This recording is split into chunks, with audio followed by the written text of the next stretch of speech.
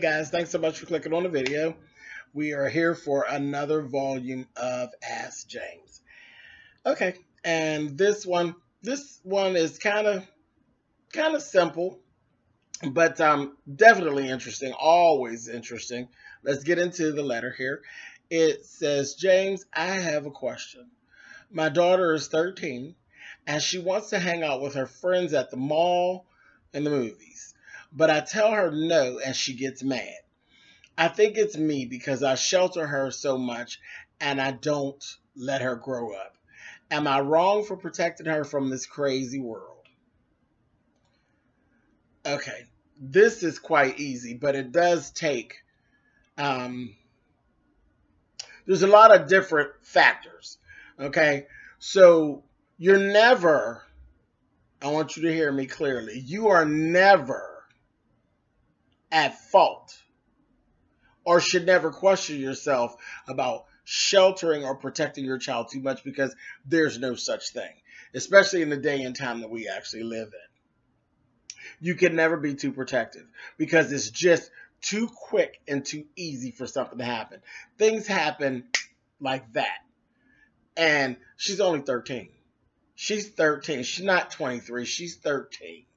Okay? My baby actually just turned 14 on Sunday. My oldest boy turned 14 on Sunday. And no, there's no such thing as too protective. Okay, so one of the factors is it depends on where you live. It depends on where you live. It depends on what area that she's actually wanting to hang out in. Okay, so all those things factor in. And them little friends, them little girlfriends, their asses too. Those are factors that actually have to be checked. And then you have to know your child. Because all children are not, every child is different. Every child is different. And I'll tell you, mine, would I set mine free in a mall or a movie or anywhere without me? He ain't there, boo. And it just ain't got nothing to do with me. I teach and I taught what I taught. He received it, but he is who he is. And at 14, he can't even have no key to my house. Okay? I wouldn't even set him free with a key because he ain't there yet. He's not there yet. Now, the 10-year-old would be more equipped to have a house key than my 14-year-old. So would I set that ass loose in the mall? Hell to the damn no.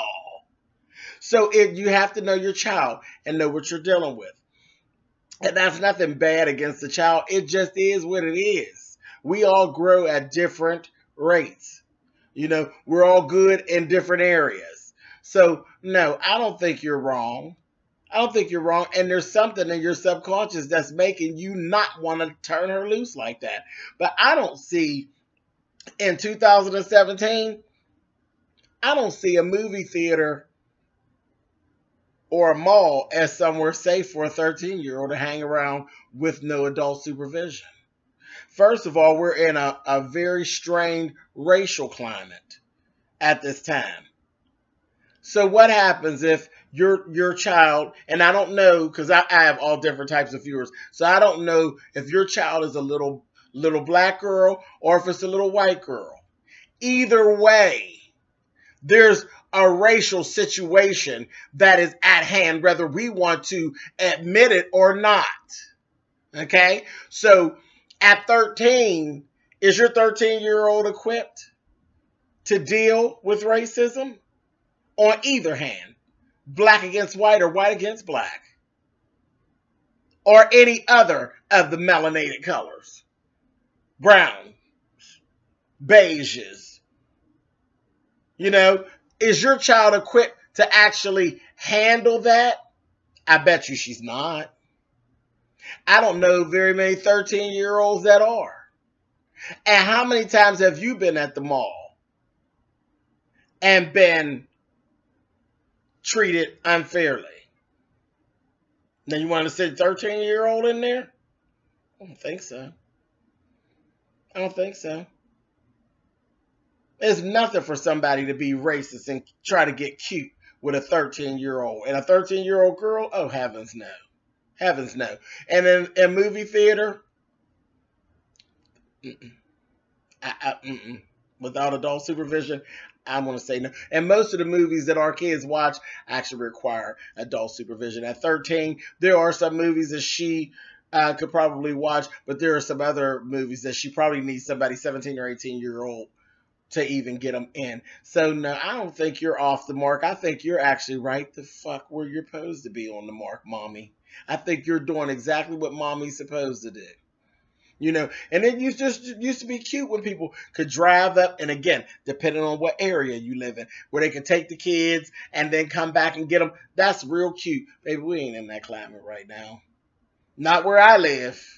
Not where I live. So my advice to you, you have a first voice, and that first voice that tells you and it obviously tells you real strongly because you took the time to sit down and write me. That first voice is real strong. You know where that first voice kind of comes from, whatever it is that you believe to be the higher power. Listen to it, especially when it involves your children. Listen to it because you don't get any do-overs, baby. You don't get any do-overs.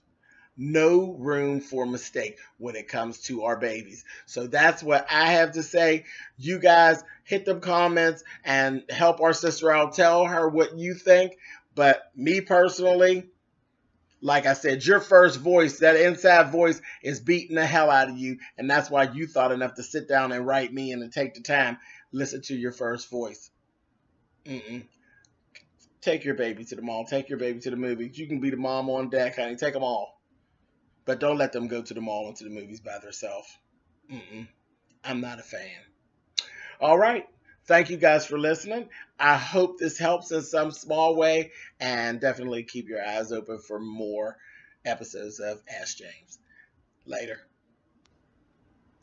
If you have a question or there's a topic or a subject that you would like me to discuss on Ask James, on that series on my YouTube channel, by all means, send me an email. Keep it kind of short, but send me an email definitely to spillitboy@gmail.com, and I will actually get it. Make sure you write in the subject line, "Hey James," and that way it will catch my eye. I have a lot of things that come through there, so I don't want to miss your email. "Hey James" in the subject line, spillitboy@gmail.com, and don't hesitate to reach out. I love hearing from you guys.